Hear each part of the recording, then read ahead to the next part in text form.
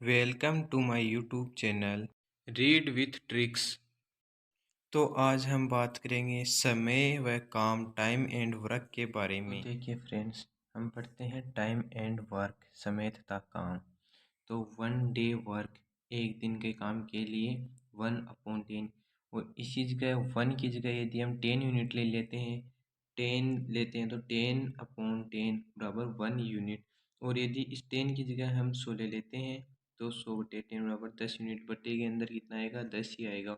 और इफ़िशियंसी कैसे निकलती है? वर्क की तरह ही इफ़िशियंसी मतलब कार्य क्षमता भी निकलती है 1/10 से। और यदि हम इफ़िशियंसी को 1/10 इंटू 100 बराबर 10%। ठीक है, तो चलिए अब हम देखते हैं एक एग्जाम्पल। यदि कोई व्यक्ति ए है जो किसी कार्य को 20 दिन में करता है, और उसी के साथ यदि कोई व्यक्ति बी है वो उसी काम को 30 दिन में करता है, तो ये दोनों मिलकर उसी काम को कितने दिन में करेंगे? तो ये निकालने के लिए हम 20 और 30 का क्या लेते हैं? एलसीएम लेते हैं। 20 और 30 का एलसीएम क्या आता है? 60 आता है। फिर ए के लिए हम यूनिट निकालते हैं, तो ए के लिए यूनिट हो गई 60/20 बराबर 3 यूनिट। 60 में 20 का भाग देंगे तो कितना आएगा? 3 यूनिट। और जब हम बी का निकालते हैं तो 60/30, 30 दिन में ये काम कर रहा है तो अपॉन में 30, तो इसकी यूनिट कितना आएगा? 2। तो ए प्लस बी मतलब दोनों साथ में मिलकर कितना काम करेंगे, कितने दिन में काम कर देंगे? तो ए प्लस बी बराबर क्या क्या होगा? 3 + 2 बराबर 5 यूनिट। तो इनका जब हम टाइम निकालते हैं तो यहाँ पे हमने जब यूनिट निकाली तो डेज से क्या करते हैं? डिवाइड करते हैं। और जब हम डेज निकालते हैं तो यूनिट से डिवाइड करेंगे। एलसीएम कितना है? 60। 60 को हम 5 से क्या करते हैं? डिवाइड, तो कितना आएगा? 12 डेज होगा। ये दोनों मिलकर कितने दिन में काम करेंगे? 12 दिन में दोनों मिलकर काम करेंगे। तो चलो आगे देखते हैं हम।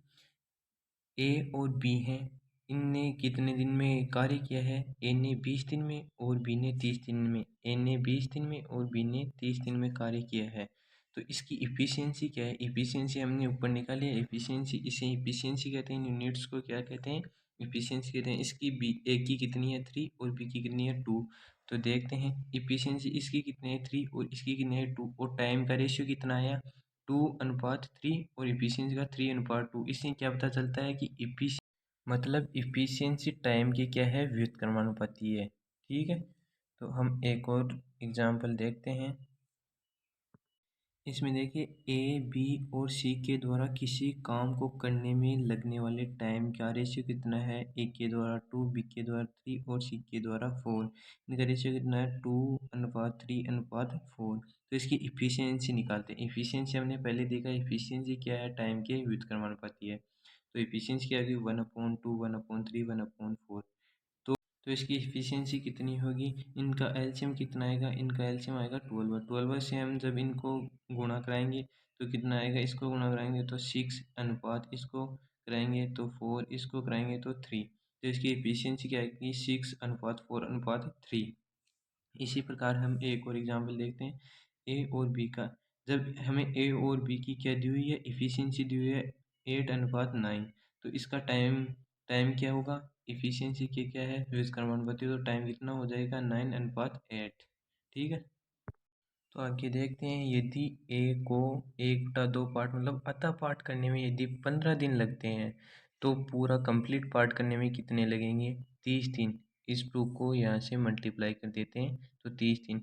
इसी प्रकार यदि बी को 2/3 पार्ट, किसी काम का 2/3 पार्ट करने में 40 दिन लगते हैं, तो कंप्लीट पूरा पार्ट, एक पार्ट पूरा करने में मतलब एक काम पूरा करने में कितने दिन लगेंगे? 40 इंटू इसके 3 को ऊपर और 2 को नीचे मल्टीप्लाई कर देते हैं, तो इसका कितना आएगा? 60 डे हो जाएंगे। मतलब 40 को किस से गुणा कर देंगे? 3/2 से। यहाँ पे 2/3 दिया है तो ऊपर जाकर क्या हो जाएगा? 3/2 हो जाएगा।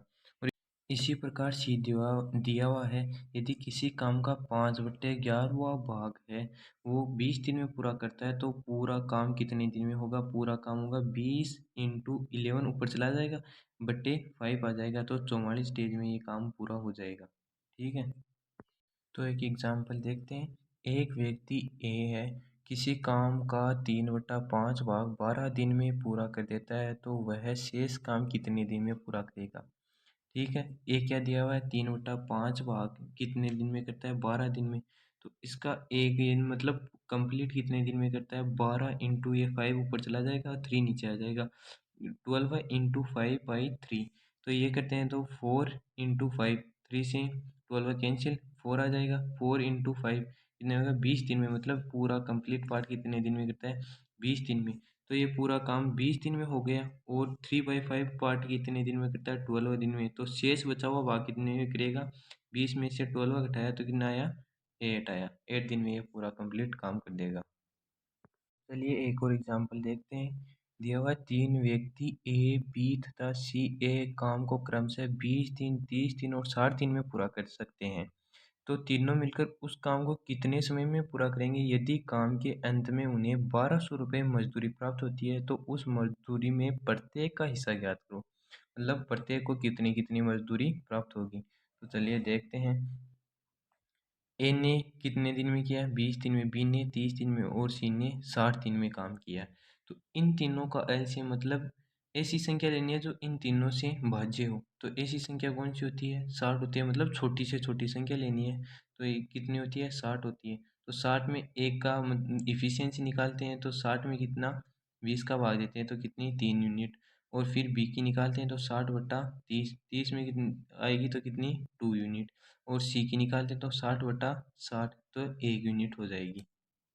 अब ए बी सी तीनों मिलकर कितने दिन में करेंगे। तो ए प्लस बी प्लस सी कितने यूनिट हो जाएगी, ये 3 + 2 + 1 कितनी यूनिट हो जाएगी, 6 यूनिट हो जाएगी। तो ये तो कितनी आई है, इफिशियंसी आई है। तो इसका टाइम निकालने के लिए हम क्या करते हैं, यहाँ पे डे निकालने के लिए हमने क्या, ये यूनिट निकालने के लिए हमने क्या किया था, डे से डिवाइड किया था।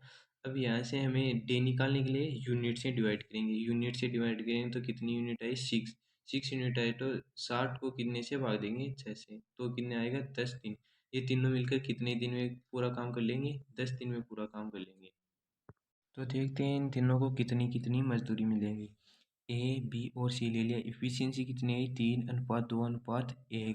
इफिशियंसी कहाँ पे है, ये रही इफिशियंसी, 3:2:1। ये क्या होती है, इफिशियंसी होती है। ये यूनिट्स किसकी हैं, इफिशियंसी की है। तो इफिशियंसी कितनी आई, 3:2:1। इनका योग कितना होता है, 6 होता है, जो हमने ऊपर देखा है। तो इन्हें 10 दिन में इन्होंने कंप्लीट काम कितने दिन में कर दिया, 10 दिन में। तो 10 दिन में इन्हें कितनी मजदूरी मिली, 1200 रुपये। तो इस 6 की कितनी गुना है, 200 गुना ज़्यादा सैलरी है। जो इन तीनों की अलग अलग सैलरी कितनी होगी, यहाँ पे 6 से कितना, 200 गुना ज़्यादा है। तो 1 से 200 गुना, 200। 2 को 200 से गुणा करते हैं तो 400। 3 को 200 से गुणा करते हैं 600। इनको अलग अलग मजदूरी कितनी मिली है, 600, 400, 200। तो इनको कंप्लीट को जोड़ेंगे तो कितने आ जाएगी, 1200 हो जाएगी। और एक दिन के लिए जब हम एक दिन के लिए निकालते हैं तो जब हम एक दिन के लिए निकालते हैं तो 10 से डिवाइड कर देंगे इन सब का। तो कितना आ जाएगा, 60, 40 और 20 रुपये प्राप्त हो गए इनको तीनों को अलग अलग। Thank you.